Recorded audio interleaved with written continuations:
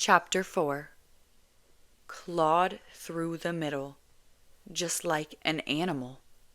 It's true. To an unsuspecting observer, it would be the only explanation. But even then, it wouldn't make any sense.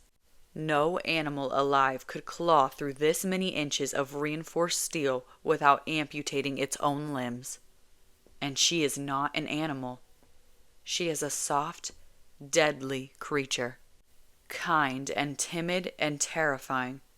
She's completely out of control and has no idea what she's capable of. And even though she hates me, I can't help but be fascinated by her. I'm enchanted by her pretend innocence. Jealous, even, of the power she wields so unwittingly. I want so much to be a part of her world. I want to know what it's like to be in her mind, to feel what she feels. It seems a tremendous weight to carry. And now she's out there, somewhere, unleashed on society. What a beautiful disaster. I run my fingers along the jagged edges of the hole, careful not to cut myself. There's no design to it, no premeditation, only an anguished fervor so readily apparent in the chaotic ripping apart of this door. I can't help but wonder if she knew what she was doing when this happened, or if it was just as unexpected to her as it was the day she broke through that concrete wall to get to me. I have to stifle a smile. I wonder how she must remember that day. Every soldier I've worked with has walked into a simulation knowing exactly what to expect, but I purposely kept those details from her. I thought the experience should be as undiluted as possible. I hoped the spare, realistic elements would lend authenticity to the event. More than anything else, I wanted her to have the chance to explore her true nature, to exercise her strength in a safe space. And given her past, I knew a child would be the perfect trigger. But I never could have anticipated such revolutionary results. Her performance was more than I'd hoped for. And though I wanted to discuss the effects with her afterward, by the time I found her she was already planning her escape. My smile falters. "Would you like to step inside, sir?" De La Lu's voice jolts me back to the present. "There's not much to see within, but it is interesting to note that the hole is just big enough for someone to easily climb through. It seems clear, sir, what the intent was." I nod, distracted.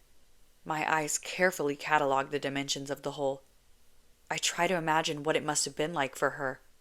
To be here, trying to get through. I want so much to be able to talk to her about all this. My heart twists so suddenly. I'm reminded all over again that she's no longer with me. She does not live on base anymore. It's my fault she's gone. I allowed myself to believe she was finally doing well, and it affected my judgment. I should have been paying closer attention to details, to my soldiers. I lost sight of my purpose and my greater goal, the entire reason I brought her to base. I was stupid, careless, but the truth is, I was distracted by her. She was so stubborn and childish when we first arrived, but as the weeks passed, she seemed to settle. She felt less anxious to me. Somehow, less afraid. I have to keep reminding myself that her improvements had nothing to do with me. They had to do with Kent. A betrayal that somehow seemed impossible. That she would leave me for a robotic, unfeeling idiot like Kent. His thoughts are so empty, so mindless. It's like conversing with a desk lamp. I don't understand what he could have offered her, what she could have possibly seen in him except a tool for escape. She still hasn't grasped that there's no future for her in the world of common people. She doesn't belong in the company of those who will never understand her. And I have to get her back. I only realize I've said the last bit out loud when De La Lu speaks. "We have troops all across the sector searching for her," he says. "And we've alerted the neighboring sectors, just in case the group of them should cross over." "What?" I spin around. My voice is a quiet, dangerous thing. What did you just say? De La Lue has turned a sickly shade of white. I was unconscious for all of one night, and you've already alerted the other sectors of this catastrophe? I thought you would want to find them, sir, and I thought if they should try to seek refuge elsewhere. I take a moment to breathe, to gather my bearings. I'm sorry, sir. I thought it would be safest. She is with 2 of my own soldiers, Lieutenant. Neither one of them are stupid enough to guide her toward another sector. They have neither the clearance nor the tools to obtain said clearance in order to cross the sector line. But they've been gone 1 day. They are badly wounded and in need of aid. They're traveling on foot and with a stolen vehicle that is easily trackable. How far, I say to him, frustration breaking into my voice, could they have gone? De La Lue says nothing.